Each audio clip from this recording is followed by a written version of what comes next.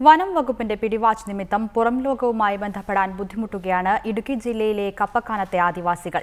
വനഭൂമിയിലൂടെ road നിർമ്മിക്കാൻ വനം വകുപ്പ് തടസ്സം നിൽക്കുന്നതാണ് നൂറോളം വരുന്ന ആദിവാസികളുടെ ജീവിതം ദുസ്സഹമാക്കുന്നത്. അതേസമയം കൂപ്പ് റോഡ് നിർമ്മാണത്തിന്റെ മറവിൽ തൊട്ടടുത്ത വനഭൂമിയിൽ നിന്ന് കരാറുകാർ വ്യാപകമായി മരം മുറിക്കുന്നുമുണ്ട്.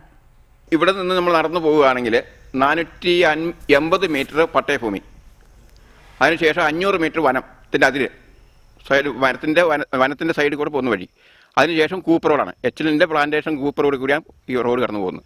അപ്പോൾ ആ റോഡ് ഞങ്ങൾക്ക് പ്രയോജനപ്പെടുത്തി തരണം. ഈ വനത്തിന്റെ 500 മീറ്റർ അനുമതി കിട്ടണം. ഞങ്ങൾക്ക് 500 മീറ്റർ വഴി നൽകാൻ വനം വകുപ്പ് വിസമ്മതിക്കുമ്പോൾ കടുത്ത ദുരിതമാണ് കപ്പക്കാനത്തെ ആദിവാസികൾ അനുഭവിക്കേണ്ടി വരുന്നത്. ഇടുക്കി മെഡിക്കൽ കോളേജിലേക്കോ കളക്ടറേറ്റിലേക്കോ പോകണമെങ്കിൽ ഈ ആദിവാസികൾ കൊടിയ ദുരിതമാണ് അനുഭവിക്കേണ്ടി വരുന്നത്. അതെന്തൊക്കെയാണെന്ന് അനുഭവിച്ചാൽ മാത്രമേ അറിയുകയുമുള്ളൂ. ഞങ്ങളും ഇവർക്കൊപ്പം യാത്ര തിരിക്കുകയാണ്.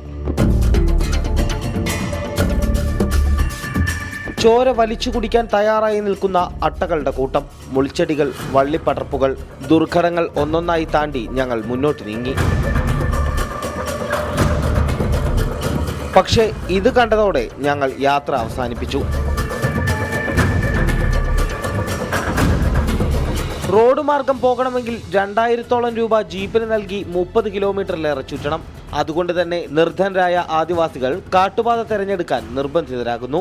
രോഗികളെ കൊണ്ടുപോകുന്നതുൾപ്പെടെയുള്ള അത്യാവശ്യ ഘട്ടങ്ങളിൽ ഇവരുടെ ദുരിതം പിന്നെയും വർദ്ധിക്കും. ഈ വഴി കിട്ടുകയാണെങ്കിൽ ഞങ്ങൾക്ക് 30 കിലോമീറ്ററിലധികം ലാഭം ഞങ്ങൾക്ക് കിട്ടുകയാണ്.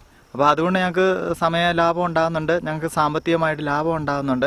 തൊട്ടടുത്തുള്ള കൂപ്പ് റോഡിനായി 100 കണക്കിന് മരങ്ങൾ വനഭൂമിയിൽ നിന്ന് കരാറുകാർ ഈ വിധം മുറിച്ചു കടത്തിയിട്ടും മൗനം പാലിച്ചവരാണ് ആദിവാസികളുടെ കാര്യത്തിൽ തടസ്സവുമായി രംഗത്തെത്തുന്നത് എന്നതാണ് ഏറെ കൗതുകകരം.